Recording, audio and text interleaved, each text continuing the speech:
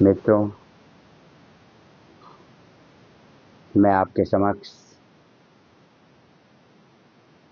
नए संदेश और नई भावना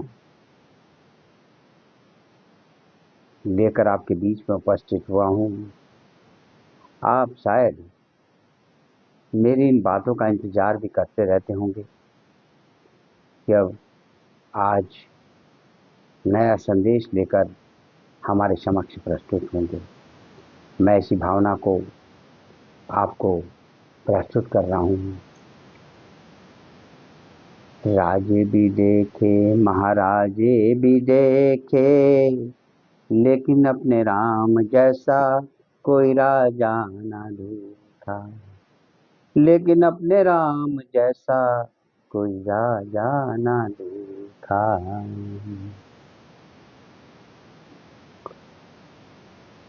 हमें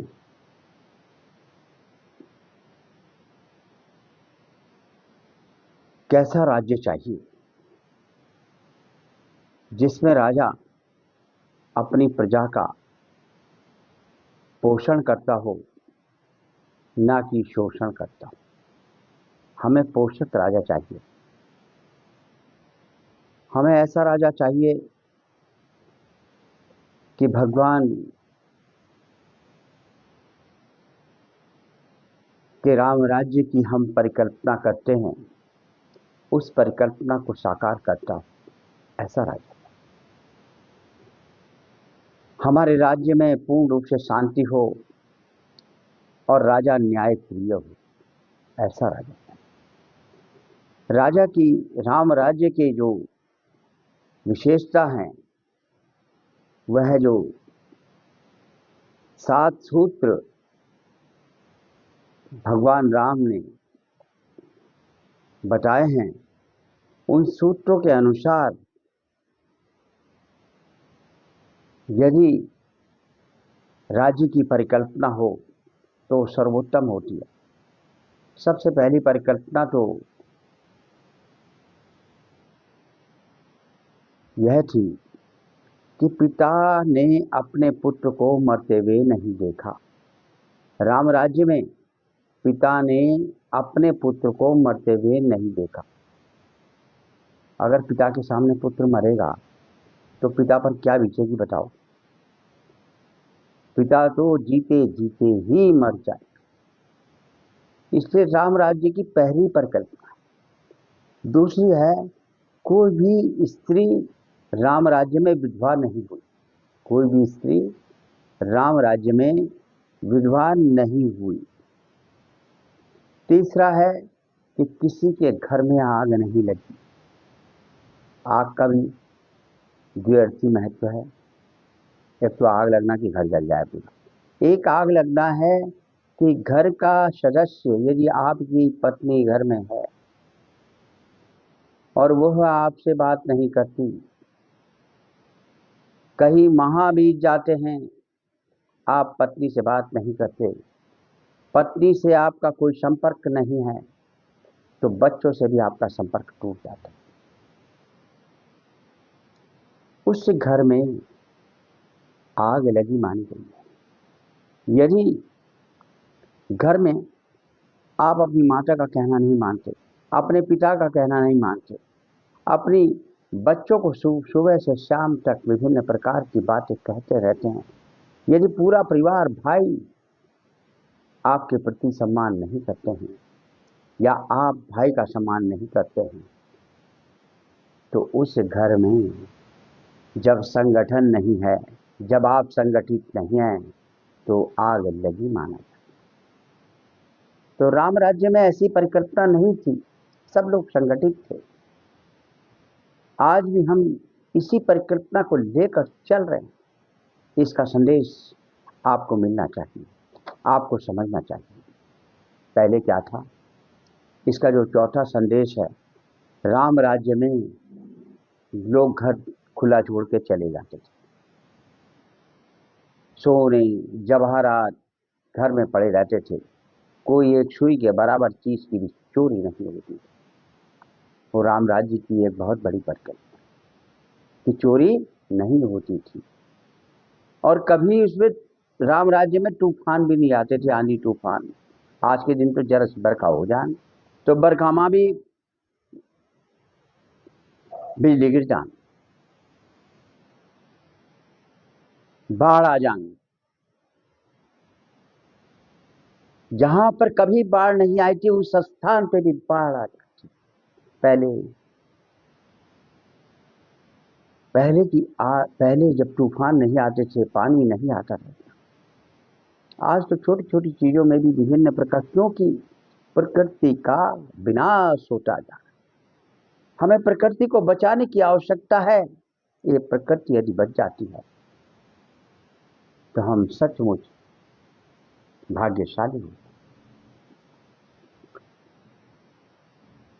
इसमें जो पांचवा महत्वपूर्ण है, हमारा राजा कैसा होना चाहिए। क्या शस्त्र के बल पर राजा कार्य करे या शास्त्रों के बल पर राजा कार्य करे। यदि राजा शस्त्र के बल पर कार्य करता है तो वो शोषण करता है। जनता का शोषण करने वाला राजा हमें नहीं चाहिए। हमें शास्त्रोक्त चाहिए, जो शास्त्रों के आधार पर गुरुओं का सम्मान करे, संतों का सम्मान करे, माता का सम्मान करे, पिता का सम्मान करे, भाई का सम्मान करे, अपने पिता के वचनों के लिए अपने राज्य का त्याग करे। ऐसा ना हो कि वो अपने वचनों के लिए, राज्य के त्याग की बात तो दूर है, वो भाई का त्याग करे। ऐसा राजा ऐसा होना चाहिए जो अपने पिता के वचनों को माने और प्रजा की भलाई में लगा रहे। और राम जी का जो सातवां सूत्र था, भगवान राम जो कहते थे वही करते थे, जो कहते थे वही करते थे। पिता के वचनों के लिए उन्होंने अपने पिता का राज्य छोड़ दिया और वन के कपड़े पहन के 14 वर्षों का बनवास। भगवान की लीला तो मर्यादाओं से भरी भी है, प्रिय हैं, अति प्रिय हैं। ऐसी लीला जिसको कि हम यदि समझें, उसका आचरण अपने निजी जीवन में लाएं तो ये हमारे लिए बड़े सौभाग्य की बात हो। तो राम राज्य की जो परिकल्पना है वह यही है, राम राज बैठे त्रिलोका, हर्षित भई गए सब शोका। यदि राम जैसा राजा आ जाए, उनका अनुसरण करने वाला राजा यदि हमारे राज्य में आ जाए तो जनता शोक संतप्त हो जाए, जनता के सारे शोक मिट जाते, जनता प्रसन्न हो जाती है, हर्षित हो जाती है और उस राजा की जय जयकार होती है। ऐसा राजा चाहिए। हमने ऐसे राज्य की परिकल्पना की है। इसी के साथ मेरे मित्रों, यदि मेरी बात को आप समझते हो, अच्छी लगती हो, यदि आपको भाई हो, यदि आप मुझसे प्रेम करते हैं, मैं तो आपसे अति प्रेम करता हूं मित्रों। आप विनम्र भाव से आपसे कहता हूं, सदैव कहता हूं, आप मेरे इस चैनल को भी सब्सक्राइब करें, बेल आइकन दबाएं तो मुझसे जुड़ जाएंगे। मुझसे जुड़ें, अधिक से अधिक लोग सब्सक्राइब करें और मुझसे जुड़ें। मेरी प्रार्थना को स्वीकार करें। जो लोग भी मेरे चैनल को देख रहे हैं, अपने मित्रों से कहें कि आप हमसे अधिक से अधिक संख्या में जुड़े और हमारी भावनाओं को समझें और ग्रहण भी करें, अपने जीवन में उतारें। इस देश में हम जो परिकल्पना करते हैं उसको हमने आपके सामने आपके समक्ष प्रस्तुत किया है। इसी के साथ में आप सबका धन्यवाद करता हूँ, आप सबको प्यार करता हूँ, आप सबको प्रणाम करता हूँ, सादर नमन करता हूँ। इसी के साथ जय भारत, जय श्री राम, जय श्री राम, जय जय श्री राम।